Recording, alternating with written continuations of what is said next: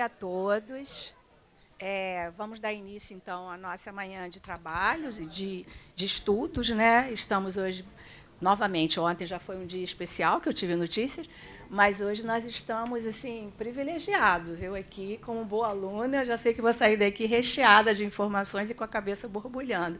Isso é muito bom para a gente poder ter a oportunidade de pensar e se questionar e até, às vezes, rever conceitos. Esses seminários também, além de ter a função de instruir e de muita gente nova, provavelmente voltada para concurso, começando as carreiras.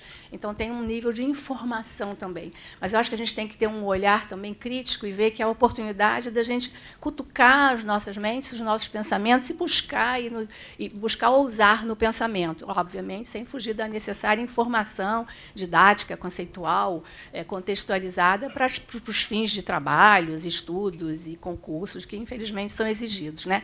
Mas essa também é uma oportunidade de ousar, porque vamos ouvir pessoas que já estão caminhando bastante, algumas, as meninas aqui, as meninas do tributário, né? São novas, são todas pessoas que não começaram há tanto tempo quanto eu, mas que são pessoas que já caminharam bastante, né? E, obviamente, o doutor Ricardo Lodge também. E, então, é isso, vamos começar os trabalhos. A gente começa com a doutora Raquel Alves, que é assessora do ministro do STF, e depois a gente prossegue com a doutora Nina, e, por fim, o fechamento com o doutor Ricardo Lodge. Eu acho que os palestrantes ficam à vontade. Quando um terminar, pode passar direto para o outro, se o doutor Gustavo não se opor. A gente, meia hora para cada um, é isso? Ou 20 minutos? Meia hora, tá bom? Então, tá. E aí eu passo o cartão amarelo. Como é que vocês querem que faça? Passo o bilhetinho? É bom, né? Então, tá. Com 5 minutos? Ok. Para as mulheres tem que ser com 10. Mulher, quando pega um microfone, ó, tá aqui, não larga nunca mais. Então, tá bom, gente. Bom dia de estudo para a gente aí. Vamos lá. Bom dia a todos. Eu gostei muito dessa parte do Novas. Tá? Só para deixar claro. Eu queria, primeiramente, parabenizar a PGM, na pessoa do professor Gustavo da Gama, pela iniciativa de promover um debate sobre o federalismo fiscal, que é um tema super importante, ainda mais agora, nesses tempos de crise fiscal. E agradecer também o convite para participar de uma mesa assim tão representativa para mim, porque eu tenho aqui do meu lado a Nina, que foi minha colega do mestrado, minha colega de trabalho, minha amiga pessoal, professor Ricardo Lodge, que foi o meu professor na UERJ também, com quem aprendi bastante nesses 2 anos de mestrado, e agora que eu acabei de conhecer a desembargadora Maria, que é um amor de pessoa, né? Enfim, fica aqui meu agradecimento. Mas eu vou tratar aqui um pouco de federalismo, guerra fiscal, do ponto de vista dos estados em relação à instituição do CMS e a Lei Complementar 160 de 2017. E, para iniciar, eu considero relevante ressaltar que o estudo do federalismo fiscal ele é importante porque permite compreender as relações intergovernamentais que marcam o grau de desenvolvimento de uma federação. Não por acaso, a doutrina tem se ocupado, nos últimos anos, do estudo do federalismo, sendo que a maior parte dos estudos, para não dizer todos, em relação ao federalismo brasileiro, tem identificado uma crescente centralização de recursos e de poderes políticos nas mãos da União Federal nos últimos anos. Essa centralização de recursos acaba, de certa forma, comprometendo a autonomia dos entes federados. E a grande responsável, pelo menos o que eu considero como um fator responsável por isso, é a política desenvolvida pela União ao longo dos últimos anos, que prestigia o incremento da arrecadação federal via contribuições, que não se submetem à partilha da arrecadação com estados e municípios, em detrimento da arrecadação dos principais impostos de sua competência, que é o imposto de renda e o IPI, quase metade da arrecadação desses impostos é partilhada com os estados e municípios através de fundos. Então, o que a União faz? Ela cria novas contribuições, majora as já existentes, sem observar o perfil constitucional das contribuições, e, ao mesmo tempo, concede gradativamente desonerações do imposto de renda e do IPI, sob a justificativa de estimular a economia nacional, sem que haja qualquer tipo de comprovação em relação à eficácia dessa política econômica.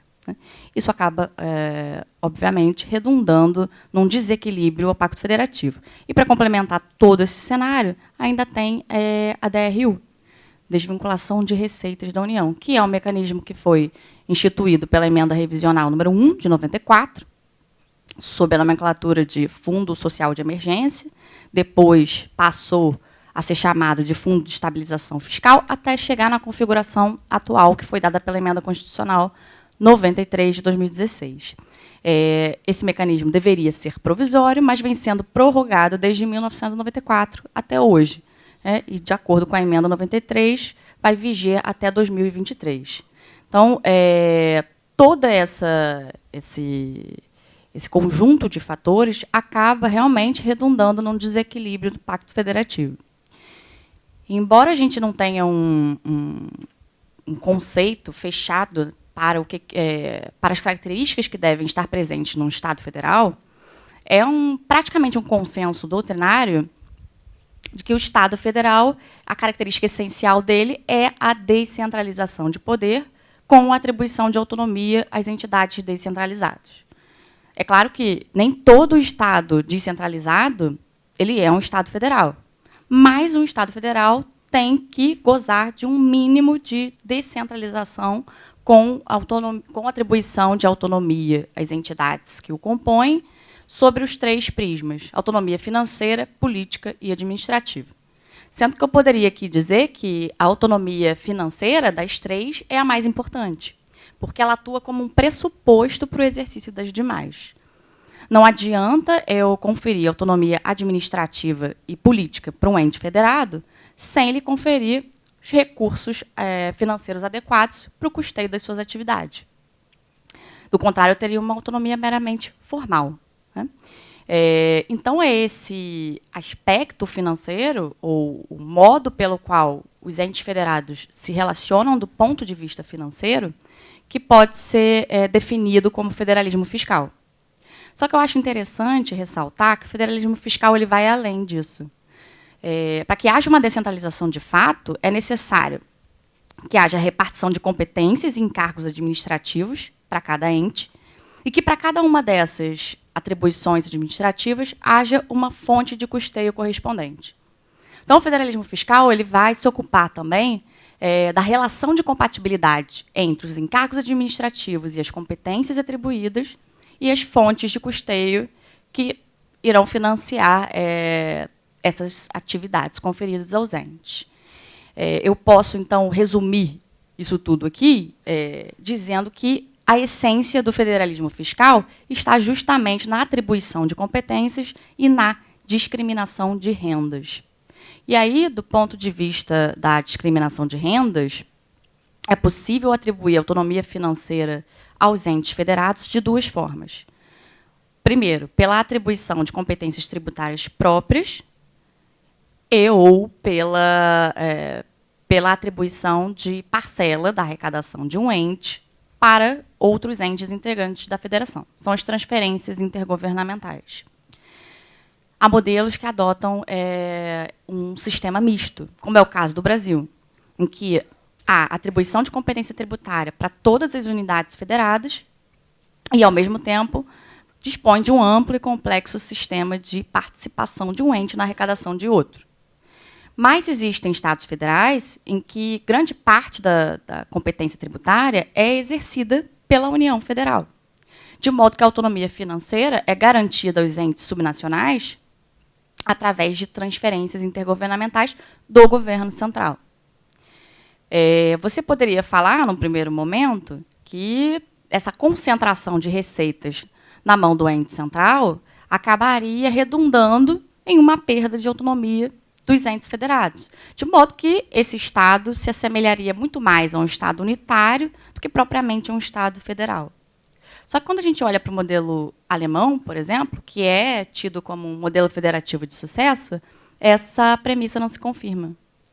Por quê que isso acontece? Porque no modelo alemão, os estados eles participam efetivamente da formulação das políticas nacionais. É o que a professora Isabel Derzi chama de federalismo de política conjunta. Como isso funciona? Os estados, eles têm, o executivo estadual tem representação direta no Conselho Federal Alemão, que é o órgão constitucional da União, equivalente ao nosso Senado, só que com muito mais atribuições, né? O Conselho Federal Alemão tem atribuição deliberativa, consultiva, de mediação e, para completar, ainda pode eleger metade dos membros integrantes do Tribunal Constitucional Alemão. Além disso, existe uma classe de leis sobre as quais o Conselho Federal tem poder de veto absoluto, como é o caso das leis que interfiram na finança dos estados. Então, vejam que eu tenho, de fato, uma participação do executivo estadual no parlamento alemão, o que faz com que essa centralização de recursos não redunde numa perda de autonomia para os estados.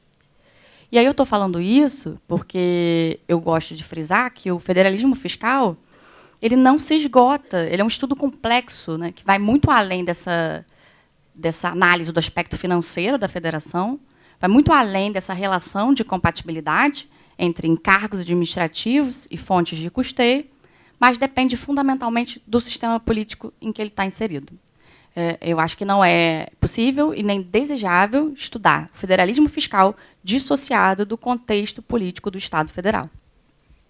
E aí, trazendo a questão para a experiência brasileira, assim como ocorre em outros estados federais, foi fortemente influenciada pelo contexto político vivido em cada época, né? A ponto de podemos dizer, que é lugar comum na doutrina, que o federalismo brasileiro ele é caracterizado por movimentos pendulares, que oscilam entre centralização e descentralização, conforme um momento político vivido, marcado essencialmente pela disputa de poder entre as oligarquias estaduais e o governo central. Então, eu posso afirmar aqui que o federalismo brasileiro ele é marcado não só pelo federalismo por desagregação, ele é fruto não só disso, que é o seu modelo de formação, como é também marcado pelos inúmeros períodos ditatoriais pelos quais passou o Brasil.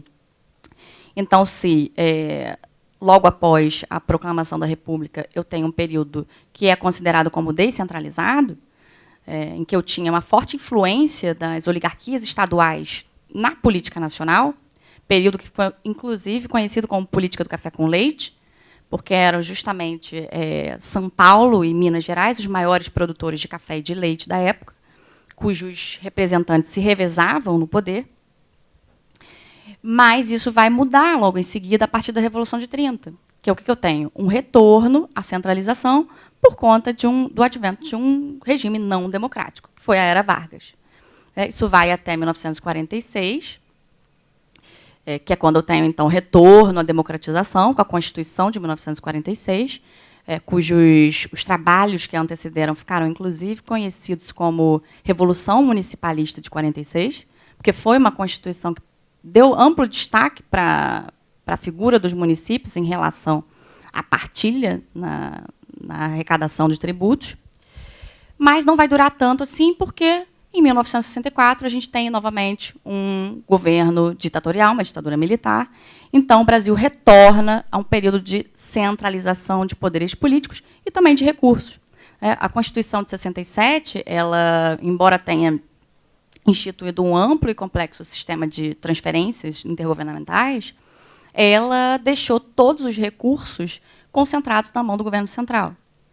Então, se num primeiro momento você poderia pensar que a Constituição, ela, de certa forma, descentralizou recursos para estados e municípios, isso não é tão verdade assim, porque ela descentralizou através de transferências e participações. Ela não implementou uma modificação substancial na redistribuição de bases tributárias, né? E aí é preciso lembrar que, nesse momento aqui, os governadores eram eleitos indiretamente. E o governo central impunha severas restrições orçamentárias aos estados, como o controle dos seus bancos e empresas estaduais e o controle da política de crédito.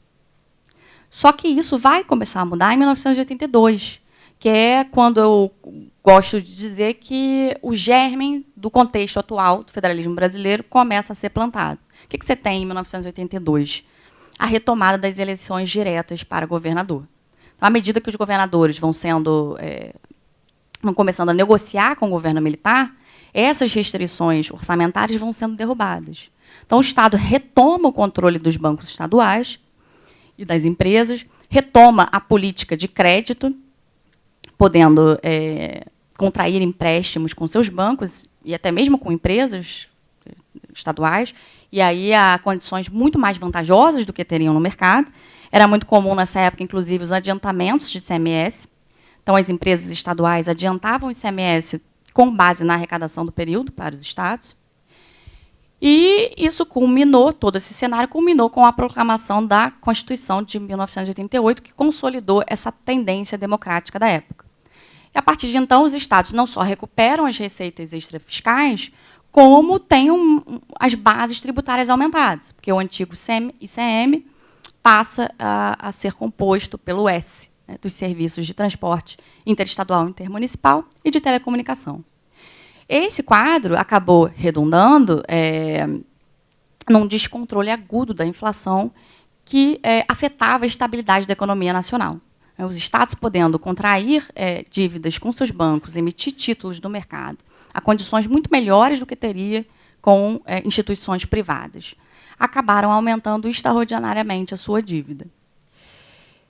E aí, o que a gente tem logo em seguida? Em meados da década de 90, entra em vigor um pacote de medidas de estabilização da economia, como parte do Plano Real. E esse pacote ele incluía algumas medidas, tais como a renegociação das dívidas dos estados com a União, a privatização dos bancos e empresas estaduais, a restrição à política de crédito dos estados e, por fim, a promulgação da Lei de Responsabilidade Fiscal. Tá? Só que todo esse conjunto de medidas teve reflexo não apenas na economia nacional, mas também nas relações entre os entes federados. Por quê? Porque os estados que antes tinham acesso a financiamentos muito vantajosos com seus bancos passam a não ter mais essas receitas extrafiscais. Eles perdem, inclusive, o controle das empresas públicas, o que significa que perdem cargos públicos, influência política, além de perder recursos financeiros. Então, os estados passam a depender muito mais das transferências da União Federal. Então, esse pacote de medidas acabou redundando numa perda gradativa da influência política dos estados dentro da Federação Brasileira.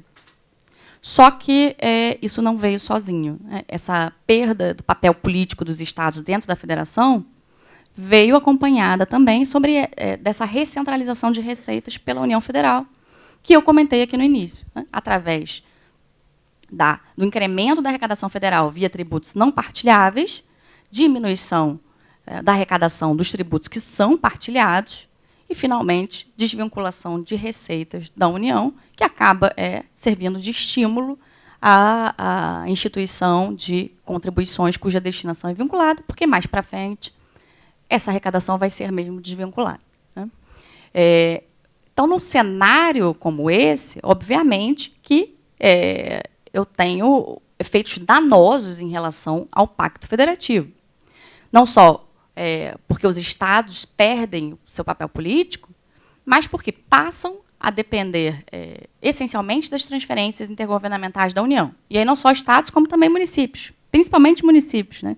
Há municípios, por exemplo, que são eminentemente rurais, e os principais tributos de competência dos municípios são o ISS e o IPTU, ou seja, tributos cuja matriz é essencialmente urbana.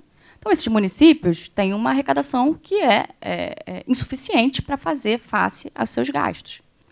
É muito comum que as próprias receitas dessas partilhas constitucionais, nesses municípios, sejam utilizadas para custear despesas correntes, de modo que, a cada despesa nova, o município tem que ir lá com pires na mão, né, a Brasília, para pedir a liberação de recursos para novas despesas, obras públicas, ou mesmo para financiar atividades que são de desempenho corrente do município. Né?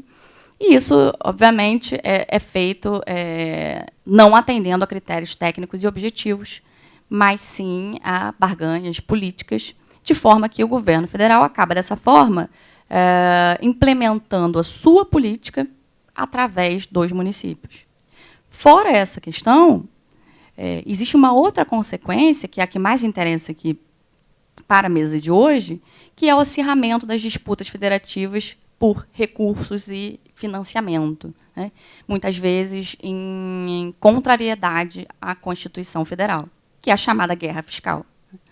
Num cenário como esse, né, de escassez de recursos, com cada vez menos receitas à sua disposição, mas com os gastos públicos aumentando gradativamente, os estados acabam se vendo numa situação de crise e acabam indo buscar a concessão de incentivos, ainda que a revelia do texto constitucional, a fim de tentar atrair investimentos da iniciativa privada e, com isso, aumentar o caixa do governo.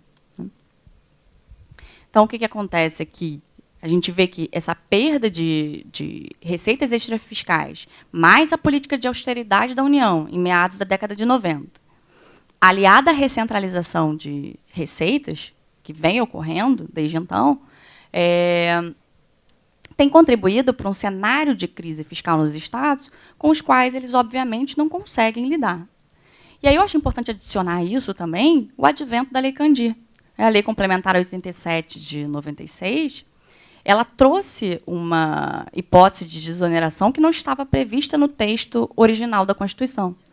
A Constituição de 88, ela desonerava as exportações do ICMS incidente sobre produtos industrializados somente.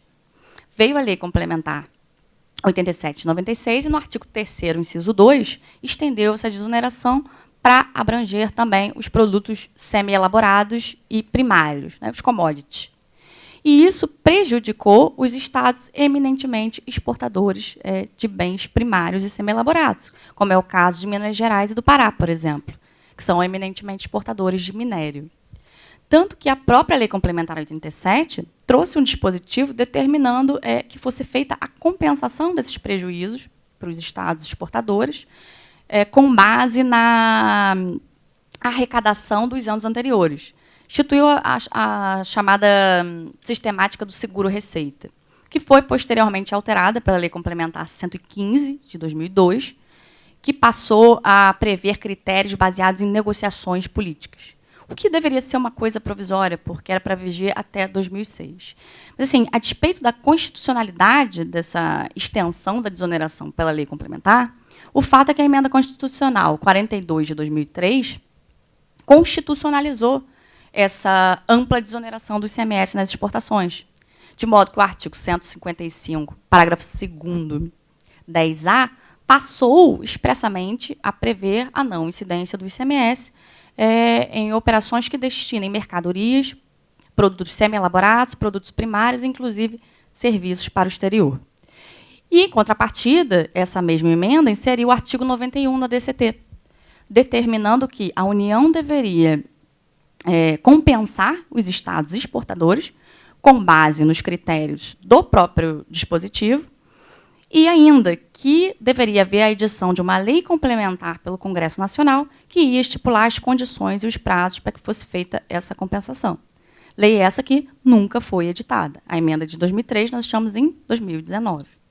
Essa questão, inclusive, chegou à apreciação do STF, através da ADO 25, julgada em novembro de 2016, sob a relatoria do ministro Gilmar Mendes, ocasião em que a Suprema Corte, por unanimidade, reconheceu a omissão inconstitucional do Congresso Nacional em editar essa lei complementar, que deveria trazer os critérios para a compensação dos estados exportadores, e assinalou um prazo de 12 meses para que o Congresso, então, editasse essa lei. E o mais interessante é que, na própria decisão, o próprio STF determinou o que aconteceria no caso de descumprimento. Ou seja, nesse caso, se não editada a lei em 12 meses, deveria o Tribunal de Contas da União fazer esse cálculo de acordo com as balizas do próprio artigo 91. Isso aconteceu em novembro de 2016 e até agora não foi cumprida a decisão, não foi editada a lei complementar e os estados exportadores continuam com esse prejuízo, vamos dizer assim, né? Então, o que acontece aqui? A gente pode ver que inúmeros fatores são responsáveis pela crise fiscal atual dos estados, que não podem ser imputados somente aos estados, mas também e principalmente à União Federal, que tem, ou deveria ter, uma posição de coordenação dentro da Federação Brasileira e que não vem desempenhando.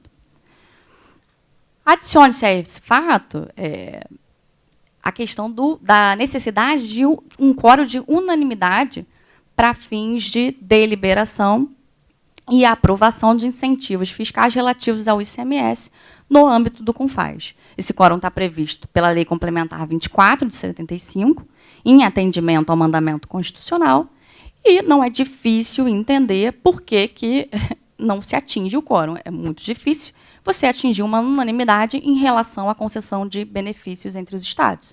Basta que um estado não queira que essa desoneração que vai favorecer um outro estado seja concedida para barrar essa aprovação no âmbito do CONFAS. Então, obviamente, num cenário como esse, a maior parte dos benefícios fiscais acabam sendo concedidos sem a aprovação do Conselho Nacional de Política Fazendária, ou seja, em desrespeito às regras constitucionais. E, nesse cenário, o STF tem reiteradamente julgado esses benefícios fiscais irregulares, inconstitucionais, inclusive até modulando as decisões de inconstitucionalidade. Assim, os estados continuam a conceder benefícios fiscais na esperança de atrair novos investimentos e, com isso, aumentar o caixa do governo estadual. Bom, e aí, para resolver esse litígio, ou pelo menos para tentar pôr um fim a esse litígio sem fim, foi editada a Lei Complementar 160 de 2017, que, na verdade, já tinha suas linhas gerais no convênio ICMS 70 de 2014, editado 3 anos antes, né? Esse convênio ICMS ele foi, na verdade, uma espécie de protocolo de intenções entre os entes federados, com o objetivo de resolver as disputas federativas em torno do ICMS. E aí, como parte desse compromisso federativo, assumido em 2014, foi editada a Lei Complementar 160 de 2017, que autorizou os estados a concederem a remissão de créditos tributários, constituídos ou não, relativos a benefícios fiscais concedidos em desacordo com a Constituição, desde que a norma concessora tivesse sido publicada até a data da vigência da lei complementar, né? Ou seja, 8 de agosto de 2017. E, ao mesmo tempo, permitiu também que esses mesmos estados restituíssem esses benefícios desde que eles estivessem em vigor, permitindo, inclusive, que os estados estendessem os benefícios para outros contribuintes dentro do mesmo território. Só que essa remissão e restituição estaria condicionada ao preenchimento de certos requisitos e à regulamentação através de convênio aprovado no âmbito do CONFAS, só que aí por um mínimo de 2/3 dos estados, sendo pelo menos 1/3 integrante das 5 regiões do Brasil. Ou seja, eu vejo aqui que a lei complementar para a convalidação dos incentivos, ela trouxe um quórum mais flexível do que o quórum da unanimidade previsto pela Lei Complementar 24 de 75.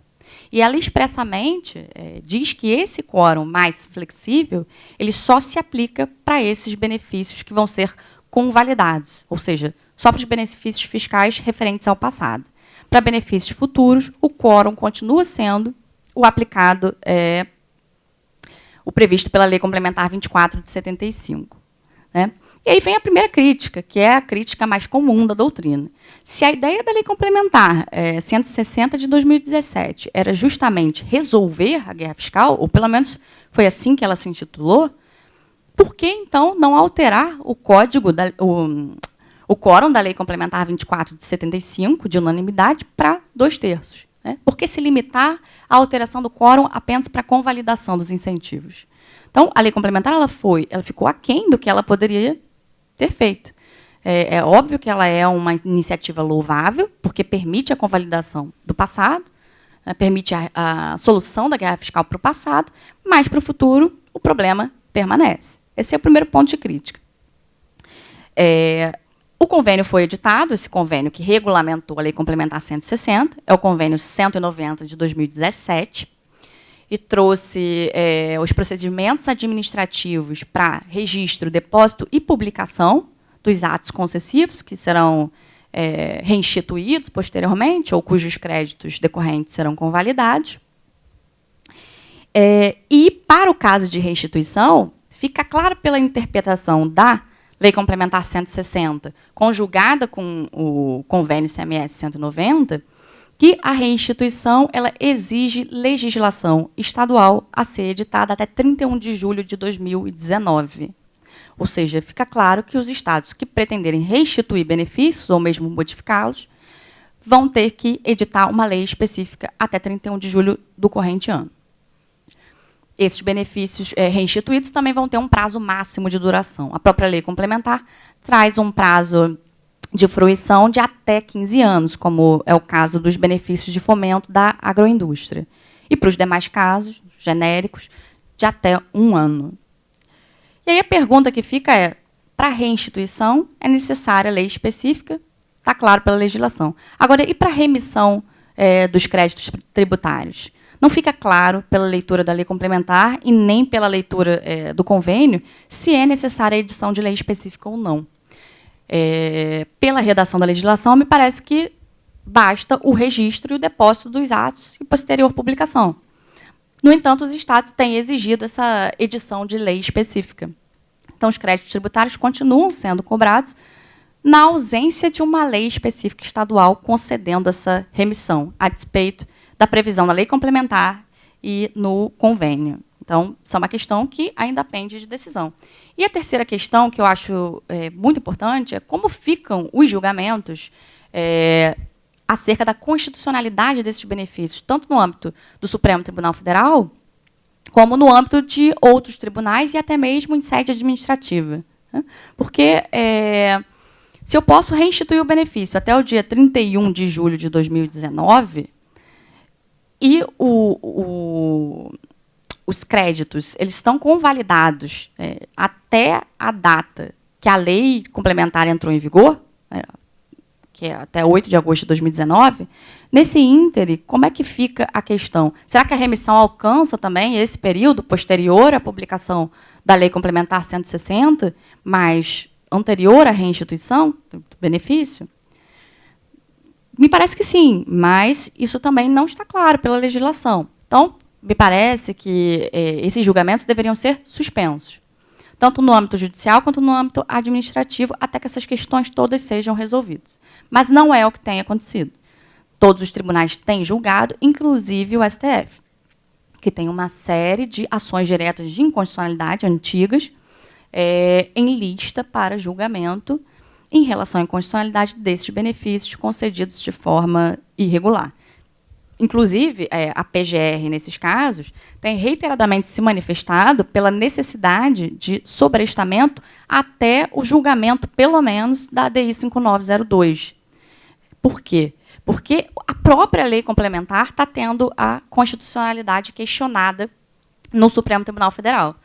O governador do estado do Amazonas ele ajuizou essa ADI 5902, que está sob a relatoria do ministro Marco Aurélio, questionando a lei complementar sob o ponto de vista da Zona Franca de Manaus, ou seja, entendendo que esse prazo máximo de fruição de benefícios atingiria os benefícios da Zona Franca, e também sob o ponto de vista da violação à autoridade das decisões do judiciário. Para o caso de... É como se o legislativo estivesse concedendo remissão em relação a créditos cujo STF já considerou que são devidos. Se haveria aí uma questão relativa à separação de poderes.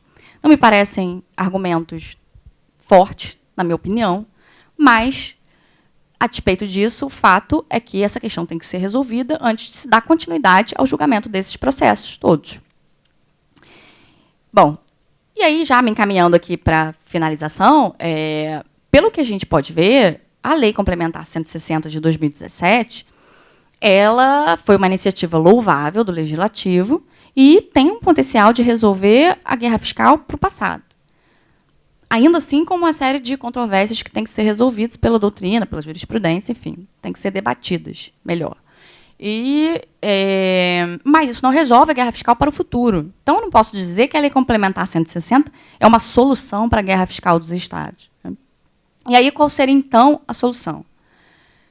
Me parece que a solução é, a despeito do papel importante do judiciário na promoção do diálogo institucional entre o executivo e o legislativo, não é o foro adequado para solucionar problemas federativos relativos à guerra fiscal. E o melhor exemplo disso é a proposta de súmula vinculante 69, que está tramitando desde 2012 e está muito longe de representar uma solução para a guerra fiscal em relação ao ICMS. Ao mesmo tempo, também não me parece que convalidar benefícios para o passado, através da edição de uma lei complementar, vá resolver definitivamente a guerra fiscal. Não só porque não houve alteração do quórum exigido pela Lei Complementar 24 de 75, para fins de deliberação no âmbito do CONFAS, como porque o Senado Federal no Brasil não tem desempenhado a sua função precípua de representação dos Estados no Congresso Nacional. Então, me parece aqui que a melhor solução, o melhor debate, é o relativo ao aperfeiçoamento dos mecanismos, ao aperfeiçoamento do Pacto Federativo, através, principalmente, de mecanismos que assegurem, primeiro, a representatividade dos entes subnacionais na formulação de políticas fiscais nacionais e o desenvolvimento de mecanismos de conciliação. Me parece que o debate deveria ser esse, e não a convalidação propriamente de benefícios. Né? Não adianta se falar em unificação de tributos, em IVA federal, como uma solução rápida, né, para a guerra fiscal e para a simplificação tributária, sem que antes se faça uma profunda reforma político-federativa. Então, centralizar ainda mais os recursos nas mãos da União Federal, num cenário de déficit representativo dos estados e municípios no Congresso Nacional, não me parece ser a solução mais adequada no momento. Pode até ser que se possa discutir isso futuramente. E aí o professor Lodge provavelmente vai falar melhor disso. Mas me parece que a gente tem que começar a debater melhor uma reforma do Pacto Federativo em si, ao invés de ficar tratando essas soluções, esses problemas com paliativos. Tá? E aí, com isso, eu encerro a minha participação aqui na mesa. Obrigada pela atenção de vocês.